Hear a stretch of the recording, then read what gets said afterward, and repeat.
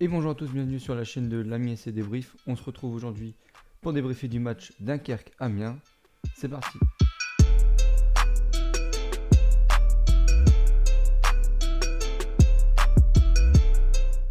Alors on commence avec le résumé du match. Une première mi-temps plutôt intéressante pour Amiens qui a eu pas beaucoup d'occasions, mais du moins on a eu la maîtrise du ballon et ça c'est quand même une bonne chose.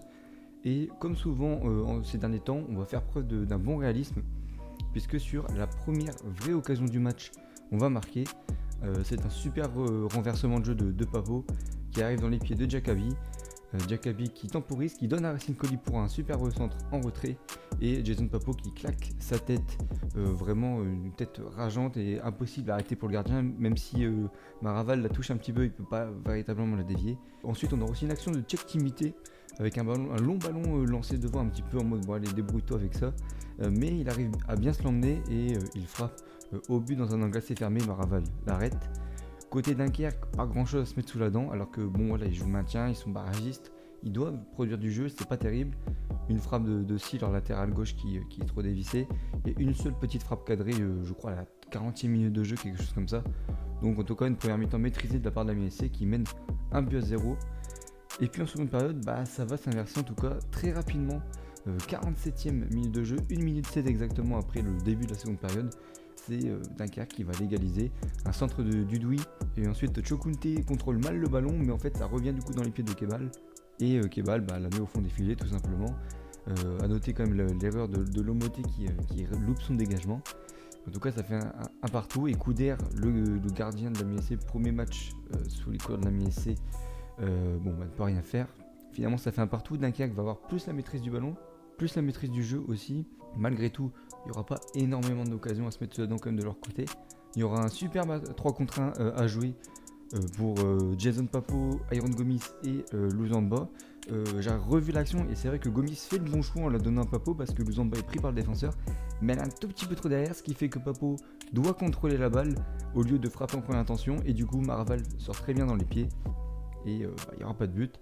Et puis pour Dunkerque, il y aura une dernière grosse occasion en toute fin de match, mais Grégoire Couder, là encore, lui aussi plutôt va bien arrêter ce ballon et permettre à MSC de conserver le point du nul. Score final donc un but partout, un score qui arrange finalement les deux équipes, en tout cas Dunkerque avait l'air de se satisfaire de ce point. Et puis nous, mine de rien, je crois qu'on remonte à la 8ème place, ex-aequo avec Nancy en nombre de points, mais meilleur goal average. Et Dunkerque, eux, ils sont 17ème, donc ils sont plus barragistes pour le moment. Voilà, les deux équipes ont eu une mi-temps chacune. Le score de 1 but partout est plutôt logique. On passe maintenant au constat. Il y en a deux à faire aujourd'hui. Premier constat, c'est qu'on a une nouvelle période où on est moins bon. C'est-à-dire que lors de la première partie de saison, on se prenait toujours des buts entre la 40 et 45e à peu près. Et là, ça fait 2 matchs d'affilée où on les prend entre la 40 et 50e. Sichoko, c'était la 49e. Là, c'est la 47e. Il y en a sûrement ces derniers temps, mais je ne les ai pas relevés. Donc ça fait quand même déjà 2 matchs où on se prend des buts juste après le retour des vestiaires. Et ça montre peut-être un manque de concentration. Je ne sais pas, où les joueurs ont du mal à se remettre dedans physiquement. Toujours est-il que c'est quand même pénalisant de se prendre des buts comme ça tout de suite d'entrée de jeu en seconde période, parce que ça coupe les jambes pour les 40 autres minutes. Donc voilà, il faudrait essayer de remédier à ça. Et puis le deuxième constat aussi, c'est qu'il y a trop de passes que j'appelle des passes démerde-toi. Notamment Lomoté est un spécialiste de ce genre de passes, ou des longs ballons devant en direction de Timité ou de OD. Et voilà, ils sont livrés à eux-mêmes. Vas-y, on espère une erreur de la défense ou un contrôle exceptionnel pour aller vers le but. Il faudrait arrêter ce genre de passes, au même titre que des corners à deux, que le marquage en zone sur les corners défensifs. Voilà, faut arrêter ces longs ballons qui ne servent souvent à rien. Et à moins d'avoir vraiment une Mbappé devant, mais voilà, et encore, c'est quand même compliqué même pour lui d'aller chercher ce genre de ballon. Donc voilà, faut arrêter ce genre de passe, faut construire vers l'avant, mais voilà, en jouant au sol et en faisant quelques passes avant, pas juste une passe et puis allez hop, on va au but. On passe aux notes maintenant. Alors au niveau des flops, j'étais à 2 doigts de mettre Racine Colli pour sa performance défensive, encore une fois discutable, mais sa belle passe décisive le sauve d'un nouveau flop. Donc j'en ai mis quand même 3. J'ai mis d'abord Stéphane Audet, plein de bonne volonté.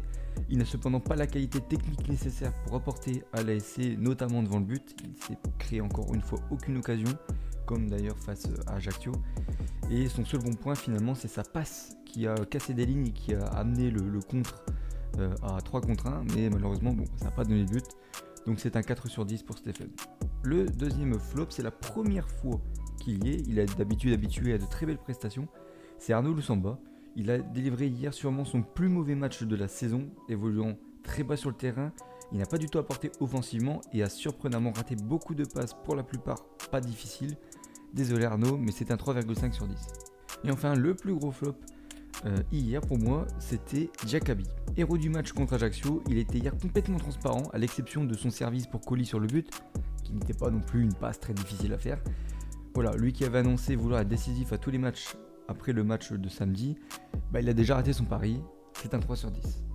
Au niveau des tops, là aussi j'étais un petit peu embêté, car j'étais à deux doigts de mettre Lomoté dans les tops pour son nombre d'interventions défensives incalculables et sa sérénité globale, mais il est malheureusement fautif sur le but d'un Dunkerquois avec une intervention tout simplement ratée.